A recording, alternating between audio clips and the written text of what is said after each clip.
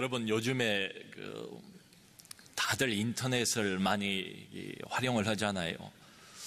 근데 인터넷 포털 사이트 이런 표현을 많이 들어보셨을 겁니다. 저도 많이 들어봤는데 포털이란 말이 도대체 뭘 말하는가 잘 몰라요. 인터넷에서 깊이는. 그래서 이번에 이제 이게 찾아보니까 포털이라는 게 현관 입구, 어떤 문 들어가는 입구를 말한답니다. 그러니까 인터넷 포털 사이트다 이 말은 인터넷 안에 수많은 사이트들이 있잖아요. 그 수많은 사이트로 들어가는 입구 역할을 해주는 그런 사이트다, 이런 말이더라고요. 그래서 우리나라에서 가장 많이 이렇게 사용을 하고 있는 포털 사이트가 네이버, 그리고 그다음 다움이라는 게 있습니다. 그 다음에 들어가 보면 다움 아고라 사이트가 있어요. 다움 아고라. 저도 그 전에 이제 이 표현을 몇 번 들어봤어요. 근데 이번에 이제 설교를 준비하다가 이게 직접 한번 처음으로 들어가 봤습니다. 뭔가를 봤어요. 근데 이게 뭔가 하면 인터넷을 이렇게 활용하는 사람들 보고 네티즌이라고 그러잖아요. 이 네티즌들이 모여서 토론하는 토론 광장이에요. 그걸 아고라, 다움 아고라 이렇게 돼 있습니다. 그래서 그때 사회적인 이슈가 있잖아요. 그 사회적인 이슈 제목을 걸어놓고 온라인으로 하는 거니까 어디 있든지 다 참석을 할 수가 있지요. 그래서 어떤 이슈에 대해서는 보니까 10,000명 넘는 사람이 이렇게 참여를 했어요. 또 거기 막 글을 달잖아요. 이 사람이 이야기하면 저 사람이 저 이야기하고 마음대로 자기 하고 싶은 이야기를 그렇게 하는 거예요. 근데 어떤 글에 대해서는 조회수가 수천 건이 이렇게 달린 이런 글도 봤습니다. 제가 왜 이 말씀을 드리는가 하면 오늘 그 본문 19절 보면 바울과 실라를 끌고 사람들이 장터로 갔다 그랬는데 이 장터가 헬라어 원문이 바로 아고라입니다. 거기서 나온 말이에요. 그러니까 이 아고라, 장터, 이건 뭔가 하면 지금 빌립보 성 아닙니까? 빌립보 성 중앙에 있는 중앙 광장입니다. 여기 시장도 있고요, 여기 법정도 있고요, 여기에 감옥도 있고 그래요. 당시에 헬라인들, 헬라 문화의 중심지, 그게 바로 아고라예요, 광장이에요. 그런데 여기서 또 뭐가 벌어지는가 하면 각종 토론이 벌어지는 데가 또 아고라예요. 그러니까 정치 토론, 종교에 대한, 예술에 대한, 어떤 철학에 대한 이런 토론들이 활발하게 벌어졌던 장소가 바로 아고라입니다. 거리로 두 사람을 끌고 갔다는 거예요. 여러분, 우리가 지난번에 봤던 것처럼 바울을 쫓아다니던 귀신 들린 여종, 귀신같이 알아맞혀가지고 점을 잘 쳐서 돈을 많이 벌었잖아요. 그 돈을 다 주인들한테 상납하지 않았겠습니까? 근데 이 여종에게서 바울이 귀신을 쫓아냈어요. 이게 여종이 해방이 됐죠. 암흑으로부터 해방이 됐어요. 영혼이 구원을 받았어요. 하나님을 알게 됐다고요. 회복이 된 거예요. 그런데 주인들 입장에서 볼 때는 이게 만만치가 않습니다. 돈줄이 끊겨버린 거예요. 여러분, 복음이 전파되는 곳에는 오늘날도 이런 일들이 얼마든지 일어납니다. 사람의 영혼이 드디어 어둠의 족쇄에서 풀려나와요. 영혼이 해방이 돼요. 자유인이 됩니다. 그야말로 오늘날도 마찬가지죠.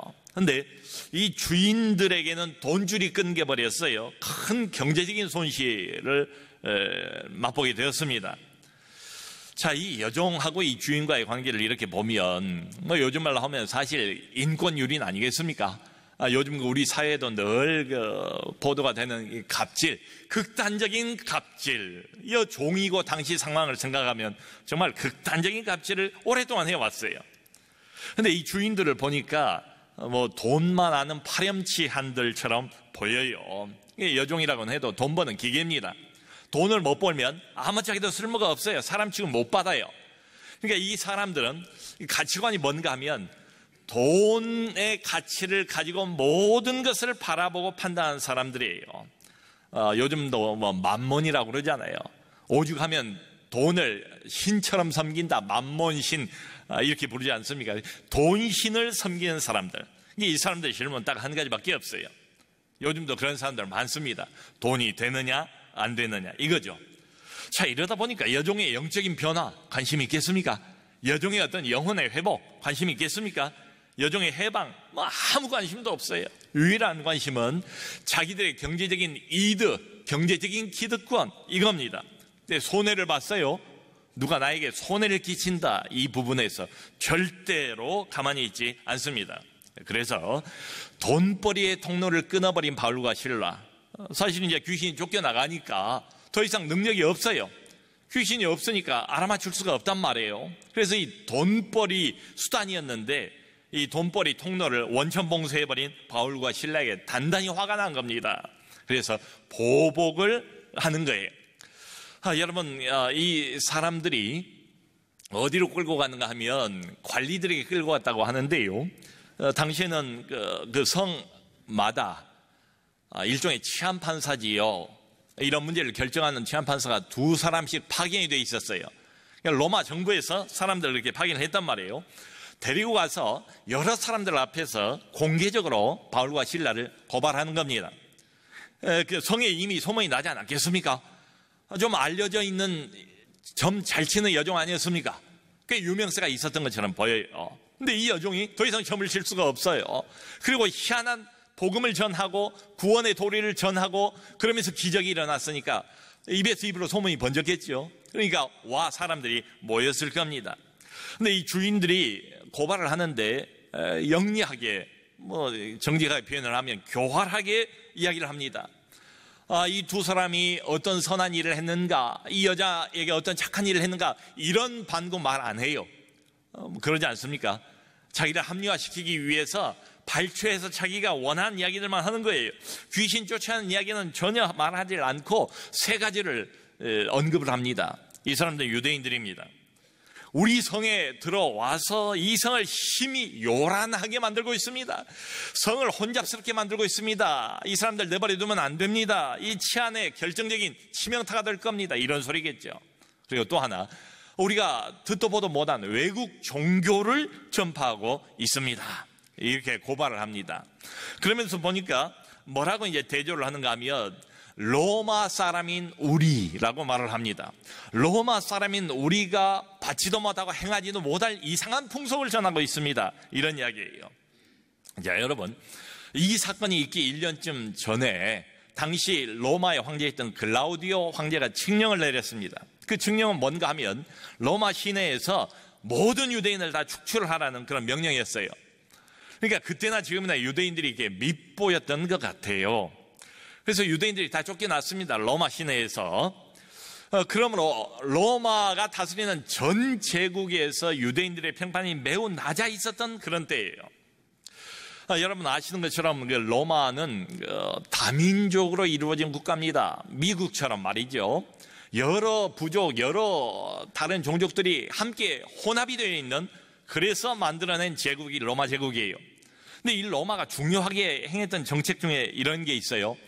각 민족이 대대로 섬겼던 자기들 신이 있을 거 아니에요. 그러니까 각 민족이 자기 신 섬기는 것은 허용을 했습니다. 그런데 한 가지, 로마인을 개종시키는 것은 금지를 했어요.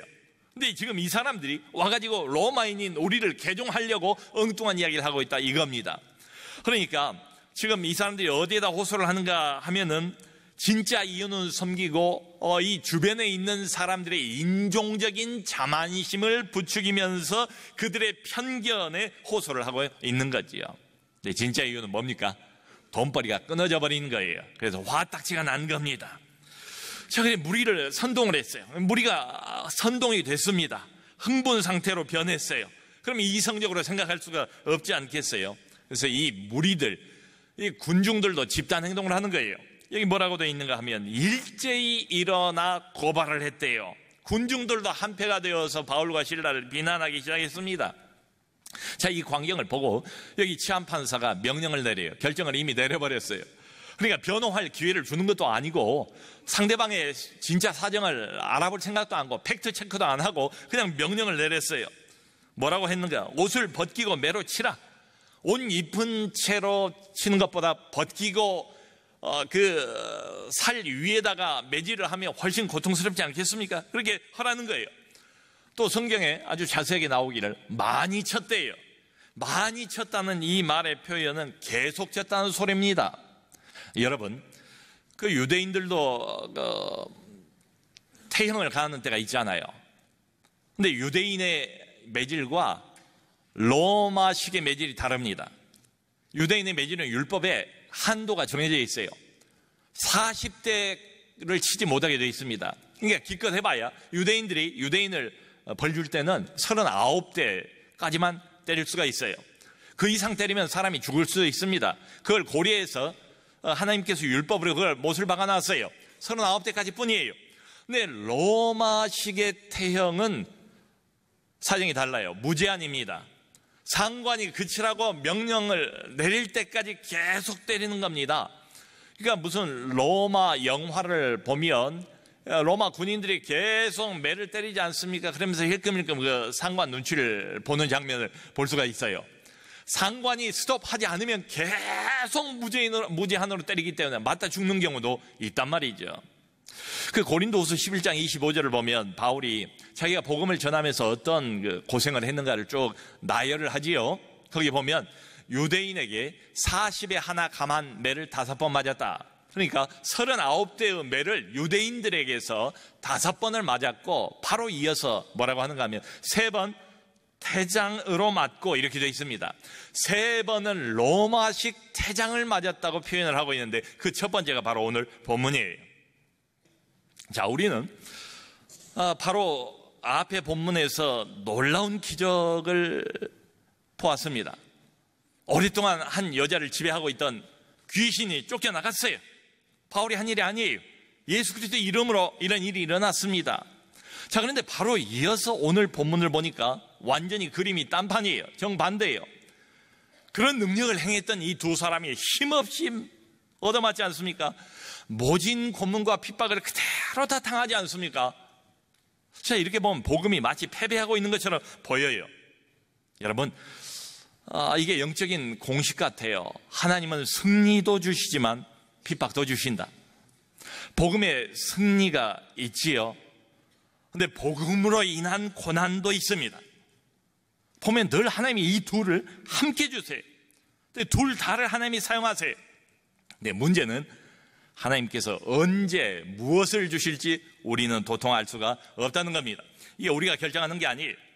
내가 능력을 행하고 싶다고 그럴 때 능력을 행하고 내가 얻어맞고 싶다고 그럴 때 얻어맞고 이런 게 아니지요. 여러분, 바울이 자기가 원한다고 해서 마음대로 귀신을 그렇게 쫓아낼 수가 있겠습니까? 바울의 능력이 아니지 않습니까? 또 그 다음에 그럼 이번엔 내가 고난을 한번 받아봐야 되겠다. 바울이 얻어맞기로 결정해서 이런 일이 생긴 게 아니잖아요. 하나님이 이끌어 가신다 이 말이죠. 자, 그런데 분명한 것은 이겁니다. 우리는 고난 싫어해요. 뭐 너도 나도 다 마찬가지입니다. 누가 핍박받기를 좋아하겠습니까? 그럼에도 불구하고 본문을 보면 분명한 것은 고난과 핍박도 하나님께서 자신의 뜻을 이루는 매우 귀한 방편이다. 우리 하나님은 절대로 예나 지금이나 똑같아요. 좋은 환경을 통해서만 역사하지 않습니다. 그렇게 생각하면 오해예요. 어떤 기적과 능력을 통해서만 하나님이 역사하지 않습니다. 오히려 반대인 경우가 많아요. 어려울 때, 힘들 때, 그 고난의 환경 가운데서 임하는 하나님의 은혜, 하나님의 능력이 훨씬 더 크단 말이죠. 여러분, 이런 좀 우스꽝스러울 수 있겠습니다만 질문도 해볼 수 있습니다. 여러분, 사람들이 우리를 예수쟁이라고 놀리잖아요. 근데 예수쟁이들이 부러워서 교회 나오는 경우, 예수 믿는 사람들이 이 땅 위에서 잘 먹고 잘 살고 잘 되고 그것이 부러워서 예수 믿으려고 교회 나오는 확률이 얼마나 될까요? 오히려 그 반대 아니겠습니까? 참 인간적으로 대책이 없고 소망이 없는데 그 어려운 시간을 믿음으로 견디고 흔들리지 않는 모습을 보면서 사람들이 매력을 느끼지 않을까요? 지난 5월 말에 우리 복음주의 존경받는 신학자, 이거 목회자인 존 파이퍼 목사님이 한국을 처음으로 방문을 했어요. 이분이 한국교회에 대해서 쓴소리를 했습니다. 한국교회에 대한 진단이 아주 분명해요. 한국교회 작금의 상황을 잘 알고 있어요. 그 한국교회가 타락한 이유를 딱 잘라서 뭐라고 말씀하시는가 하면 기복신앙 때문이다. 그리고 그 기복신앙을 뒷받침해주는 소위 번영신학, 프로스페리티 가스펠, 이것이 한국교회를 망하게 만드는 요인이다 라고 지적을 했습니다. 그런데 성경을 보면 하나님 잘 믿고 복받는 이야기가 나오잖아요. 하나님이 물질 축복 주시잖아요. 하나님이 병 치료하시잖아요. 하나님이 먹을 것 마실 것 입을 것을 다 준비해 주신다고 말씀을 하셨잖아요. 이런 것들이 다 성경에 나와 있습니다. 좋습니다. 그런데 문제는 뭐냐 하면 그런 것들에만 집착하는 것, 이게 문제인 거지요. 그러니까 기복신앙은 뭡니까? 기승전 물질 축복, 기승전 부귀영화, 기승전 이 땅 위에서 잘 먹고 잘 사는 것, 기승전 이 땅 위에서의 성공과 출세, 이게 전부예요. 그러니까 결국 하나님을 칠성당의 신으로 바꿔버리는 거예요. 하나님을 바알과 아세라의 신으로 바꿔버리는 거예요. 하나님을 무속신앙의 신으로 바꿔버리는 거예요. 그렇게 전락시켜버리는 거예요. 성경하고는 전혀 상관없는 이상하고 엉뚱한 신, 고난과는 전혀 상관없는 신을 만들어내고 말았다는 거죠. 여러분, 근데 성경을 정직하게 보면 다르지 않습니까? 성경은 어떤 신을 보여줍니까? 성경은 어떤 신앙을 우리에게 권면하고 있는가? 여기 25절을 보니까요, 바울과 실라가 이제 깊은 지하 감옥에 실컷 두들겨 맞고 바른 착고에 채워지고 꼼짝달싹할 수 없는 상태로 갇혀 있습니다. 몸은 만신창이가 되지 않았겠습니까? 좀 얼마나 지쳤을까요? 그런데 보니까 한밤중에 일어나서 기도하고 찬송하고 있습니다. 여기 한밤중이라는 이 시간은 거의 12시입니다. 미드나잇이에요. 딱 한밤중. 모든 사람이 고요하게 잠들어 있는 그곳에 저 깊은 지하 감옥에서 소리가 울려 나오는데 기도하는 소리, 찬송하는 소리예요. 반전 아니겠습니까? 세상적인 눈으로 바라보면 지금 이 사람들이 이럴 때가 아니잖아요. 이 사람들이 돌았나? 뭐 하고 있나? 이런 생각이 들 정도예요. 근데 저 깊은 지하 감옥에서 뭔가 울려 나오는데 저 사람들 입에서 신음소리가 나오는 게 아니고 기도 소리가 나오더라. 저주의 소리 대신에 찬송 소리가 나오더라. 이런 소리지요. 오늘 본문에도 보면 바울과 실라가 한밤중 되어서 깨어서 기도했다, 찬송했다. 기도하다와 찬송하다가 맞붙어 있어요. 두 동사가. 실제로 그렇습니다. 두 동사가 맞붙어 있어요. 그게 동시동작인 거예요. 기도하면서 찬송하고 찬송하면서 기도하고 찬송처럼 기도하고 기도처럼 찬송했다는 그런 의미입니다. 여러분, 이게 무슨 뜻이겠습니까? 이건 분명해 보여요. 이 사람들이 지금 뭘 기도했겠어요? 우리가 흔히 하나님 앞에 간구한다고 그러죠. 주세요 주세요. 그런 기도가 아니었습니다. 살려주세요, 빼내주세요, 우리를 구원해주세요, 그런 기도가 아니었단 말이죠. 살아계신 하나님, 여전히 다스리시고 지배하시고 컨트롤하시는 하나님, 여전히 복음의 주인 되신 하나님, 여전히 이 모든 상황을 한 손에 쥐고 이끌어 가시는 그 하나님, 복음의 주인공 되시는 그 하나님, 인류의 구원을 위해서 기도하고 찬송했다. 그러니까 지금 바울과 실라가 이런 상황에서 억지로 기계적으로 하기 싫은데 일부러 그 시간에 일어나가지고 할 리가 있겠습니까? 누가 시킨 것도 아니잖아요. 그런데 솟아오르는 이 영적인 기쁨, 영적인 환호, 샘물이 탁 터져서 솟구쳐 오르는 것 같은 이 영적인 기쁨, 하늘의 기쁨을 감당할 수가 없어서 자연스럽게 하나님만을 바라보면서 찬송하는 겁니다. 기도하는 것처럼 찬송하고 찬송하는 것처럼 기도하고 말이죠. 여기 기도했다, 찬송했다, 이게 헬라어 그 동사 형태가 미완료입니다. 이게 한 번 기도하고 끝쳤다, 이 소리가 아니에요. 한두 번 기도해보고 찬송해보고 그 다음에는 이제 다 끝내고 그리고 주무셨다, 이런 말이 아니고 계속 그 밤중에 일어나서 계속 하나님을 향하여 이 두 사람이 영혼 깊은 곳에서 솟구쳐 올라오는 하늘의 기쁨으로 하나님을 찬양하며 기도하며 반복하고 있었다, 이런 말입니다. 여러분, 생각해보면 참 희한한 장면 아니겠어요? 햇빛도 전혀 들지 않은 어둠의 장소입니다. 근데 여기 지금 어떤 낙심의 분위기가 보입니까? 어떤 절망의 분위기가 보입니까? 이 두 사람이 이제 코 빠뜨리고 이젠 포기해야 되겠다, 이런 뉘앙스, 이런 조짐이 하나도 없잖아요. 오히려 정반대 아닙니까? 기도 소리가 울려 나옵니다. 찬송 소리가 울려 나옵니다. 승리의 외침 아니겠습니까? 성도 여러분, 옥문이 열리고 석방이 될 때 누구나 다 찬송할 수가 있습니다. 근데 그리스도인의 신앙은 뭡니까? 신앙의 매력은 뭡니까? 감옥 안에서도 노래하는 거지. 고난 중에서도, 핍박 가운데서도 기뻐할 수 있는 거지요. 이게 살아있는 신앙 아니겠습니까? 여러분, 마귀가 우리를 계속 괴롭힐 겁니다. 앞으로도 그럴 거예요. 마귀가 할 수 있는 일이 이런 것들이에요. 사람을 때리고, 사람을 가두고, 입을 틀어막고, 물리적인 핍박을 가하고, 거기까지입니다. 영혼적 깊은 곳에서 솟구쳐 올라오는 이 환희, 이 기쁨, 영혼의 자유, 영혼의 찬양, 이것은 결코 빼앗을 수가 없지요. 자, 여러분, 지금 아무도 찾아가고 방문할 수 없는 단절돼 버린 공간에 두 사람이 있습니다. 실오라기만 한 이런 빛 한 줄기도 비춰지지 않는 저 깊은 지하 감옥 속에 처박혀 있는 두 사람이 있습니다. 그럼에도 불구하고 하나님 영광으로 충만한 두 사람을 보지 않습니까? 세상을 압도하고 있는 두 사람을 보지 않습니까? 히브리서 11장 38절에 이런 사람은 세상이 감당하지 못하도다. 아멘, 아멘, 아멘이죠. 바울과 실라가 이때 어떤 찬송을 불렀을까? 이제 추측을 해봤어요. 우리식으로 어떤 찬송가가 맞을까 생각을 해보니까 이거 같아요. 내 구주 예수를 더욱 사랑, 내 진정 소원이 내 구주 예수를 더욱 사랑. 또 찬송 하나가 생각이 났어요. 내 영혼이 은총 입어 중한 죄짐 벗고보니 슬픔 많은 이 세상도 천국으로 화하도다. 높은 산이 거친들이 초막이나 궁궐이나 내 주 예수 모신 곳이 그 어디나 하늘나라.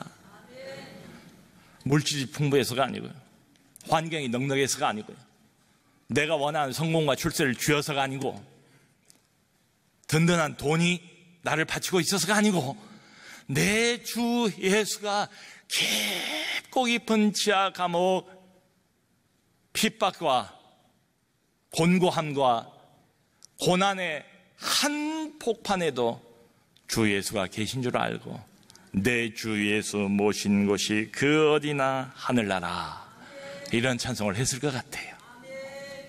여러분, 우리가 예수를 믿어도 살아가다가 손해본 때가 있습니다. 우리가 하나님의 백성이지만 내가 원하는 대로 내 입맛에 맞게끔 하나님이 뭘 주지 않으세요. 그 반대일 때도 많습니다. 오히려 하나님이 내게 있는 걸 뺏어가는 때도 있어요. 물질을 뺏어가십니다. 명예를 뺏어가십니다. 성공을 뺏어가십니다. 때로는 사랑했던 사람도 뺏어가세요. 그래서 어떤 상실감을 어쩔 수 없이 우리는 갖게 되지요. 이 땅을 살아가면서는 어쩔 수가 없는 것 같아요. 자, 그런데 이런 손해와 이런 상실의 시간, 그럴 때라도 이걸 기억했으면 좋겠어요. 하나님은 살아계시다. 그 하나님은 동일하신 분이시다. 그리고 그 하나님은 나를 품으신다. 내 인생을 품으신다. 나를 사랑하신다. 하나님 사랑이 의심스러우면 그분이 스스로 십자가에 못 박아 죽이신 그 아들을 보세요. 하나님 한 분으로 우리가 만족할 수 있다면 달라지지 않을까요? 세상이 좋아 보이는 이것저것을 다 가져도 하나님을 잃어버리면 다 잃어버린 것 아니겠습니까? 우리 신앙인들에게는 이것도 뺏기고 저것도 뺏긴 것처럼 보여요. 지금 바울과 실라처럼 다 상실하고 다 잃어버린 것처럼 보여도 하나님 여전히 소유하고 있으면 다 가진 것 아닐까? 아삽이라는 사람이 시편 73편 25절 26절 보면 이렇게 노래를 합니다. 하늘에서는 주 외에 누가 내게 있으리요, 땅에서는 주밖에 내가 사모할 리 없나이다. 내 육체와 마음은 쇠약하나 하나님은 내 마음의 반석이시요 영원한 분기시라. 내 몸도 마음도 쇠약해진 때가 있지요. 이 시인의 고백처럼 곤고한 때가 있지요. 하나님의 손길이 느껴지지 않는 때가 있지요. 그런 때를 할지라도 이 시인은 하늘을 바라본대요. 하나님을 바라본대요. 그리고 고백하기를 하나님은 여전히 내 마음의 반석이시요 영원한 분깃이시라. 아멘. 이 영원한 분깃이라는 말을 다른 말로 다른 한글 성경에 이렇게 해석을 해놨어요. 이 땅에서 내가 받을 전부다. 여러분, 이 곤고하고 외롭고 광야 같은 이 세상을 나가네처럼 걸어가는 이 세상에서 우리가 누릴 전부, 받을 전부는 뭔가 하면 하나님 자신이래요. 하나님 자신을 누리는 거래요. 그러므로 어려운 상황 속에 있다 할지라도 낙심하지 말았으면 좋겠고, 세상 끝난 것처럼 콧바트리지 말았으면 좋겠고, 여전히 하나님은 살아계시고 그 살아계신 하나님에게 우리 마음의 초점을 모으시는 우리 성도들이 되기를 바랍니다. 여러분, 이 정도 되면 바울과 실라는 이미 황제의 포로가 아닙니다. 로마의 포로가 아닙니다. 그 무엇이 사람들을 가둬놓을 수 있겠습니까? 그런 것처럼 오늘 우리도 어떤 사람의 포로가 될 수 없습니다. 돈의 포로가 될 수 없습니다. 오직 한 가지, 예수 그리스도의 포로인 줄로 믿습니다. 우리 모두 예수 그리스도의 포로가 되어서 어려운 시간 한복판에서도 하나님 바라보면서 하늘을 향한 기도와 하나님을 향한 찬송이 믿음으로 계속 이어지는 그런 모두가 될 수 있기를 주님의 이름으로 축원합니다.